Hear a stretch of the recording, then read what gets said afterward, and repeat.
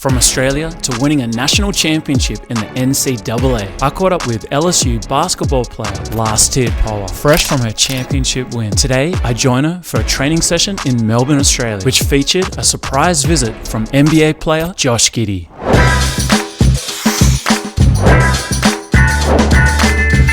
Let's go, Rush! Alright, so Last-Tear Poa, welcome to the show. Thanks for being here. Just want to start by saying we're super proud of you, what you achieved in America, so congratulations. Thank you so much. So let's start with the basics. I know that you get asked this question all the time, but Last-Tear Poa, what's the meaning behind your name? Okay, so a lot of people don't know this, but Last-Tear is my first name and Poa is my last name. But it practically came down to so my great-grandma comes from her, but she had a dream that someone in my mom's generation was pregnant. My mom kept it a secret for a long time because she was young.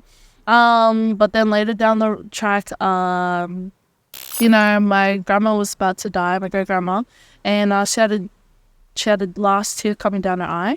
While the next child that was going to be born was going to be named Last-Tear, had to be a girl, and it was me. But what made it special, I actually have a beauty spot of the Last-Tear, so yeah, it represents my name well. Oh, that's really dope. I know. Love the name, by the way. Thank you.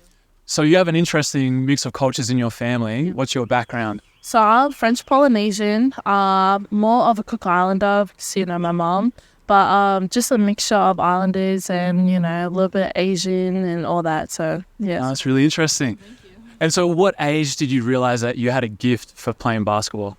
Honestly, it wasn't really, it was pretty late, around 10, because my mom was actually telling me, play basketball, and I was like, nah, I want to be a princess, let me be a girl. But I think it was really cool because my cousin Isaiah, he had a tournament and we all went there, and I loved how my family was so invested into it, and I think just from then was like, oh yeah, I'm gonna play.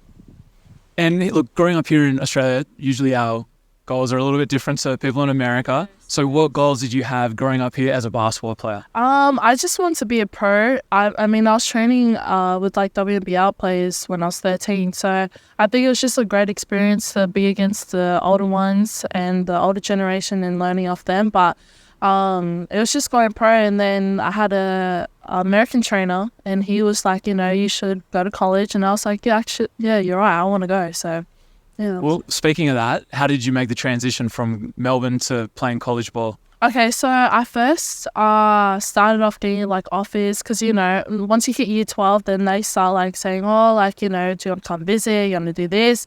I was doing that for a while, but then because the schooling's a lot different from here to there, I didn't have the right, subjects to go.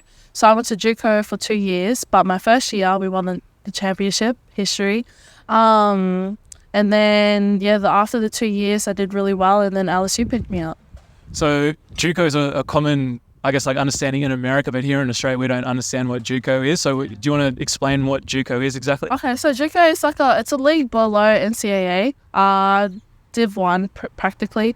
It's just it could be either for you to get exposed more, for Juco players like me, I was just in there to get my name out there, recognition. So I didn't really know the system well, so it was a good start for me to, peep it and then get into the D1 level. That's dope. So you're playing ball at LSU in Louisiana. Yes. Louisiana has a lot of character. Yes. Do you want to describe what Louisiana is like as a place? Oh, wow. They're just very out there. They literally but they're very loud people. They're into their culture, they love to dance. I've noticed that, and their music style is very different. And hip-hop is a big part of my YouTube show, and I know Louisiana has an extremely strong music scene. Yes. What are you listening to R&B, hip-hop wise? Okay, so I'm an R&B girl. I do listen to their music, but that's not really my type. But I'm more of a Tupac fan, so I listen to him a lot. Okay. All right, West Side. Yeah. Okay, so let's get into the big day of the national championship. Yeah. When you woke up that morning, what feelings did you have?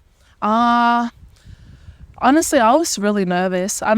We all were. I think it was just the matter of fact of locking in and making sure, we stuck to the plan and because, you know, we had film and we had to really recap everything, making sure that we ran the right plays for certain people and did the right things. And yeah, it was awesome.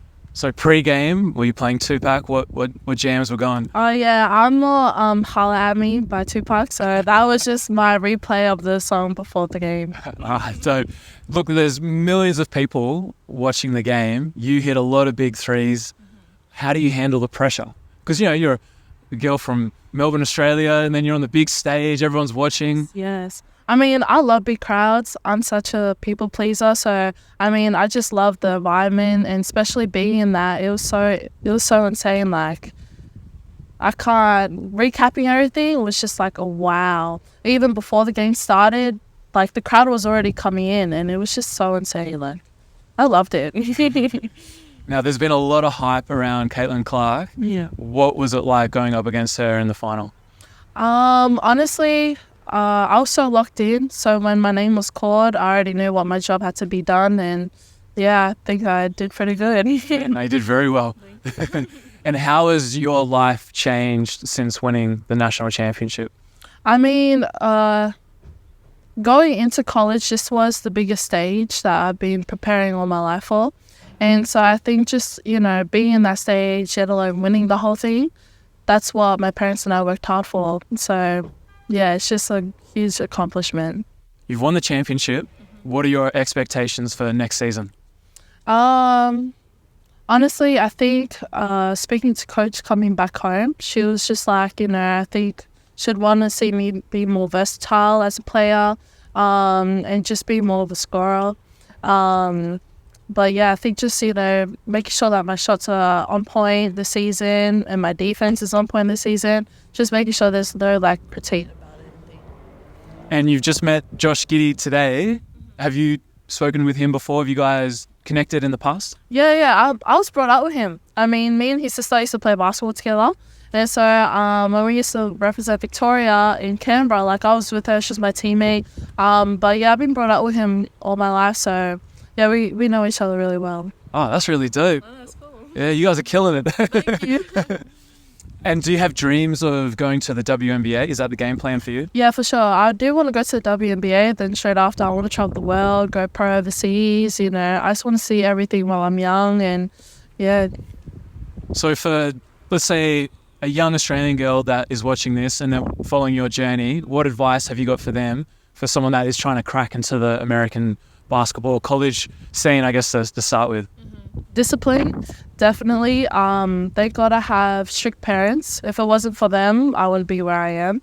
But just like working hard. Like, I know a lot of people say that, but you gotta do work behind the scenes. It's not all about showing off to people. I mean, all the little extra stuff, you know, cancelling on weddings, parties, just to do that extra training will help you later on in life.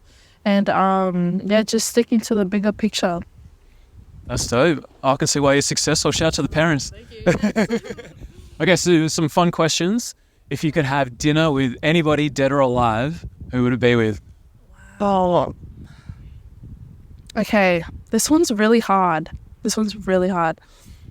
Okay, Tupac just has to be my first one, and probably LeBron James. Ooh, Yeah, nice. I have to. I like that. Okay, speaking of Tupac, all-time favorite Tupac track? I can't even answer that. I'm such a big fan. I love him so much. Like, I can't answer it. No, all of them. Okay, final question. Can you share your biggest dream with me? My biggest dream, like sports-wise, or just Can be anything, sport, personal. just being the highest that I can be as an athlete, and just being like a big entrepreneur later on in life. Well, congratulations and thanks for spending the morning with me.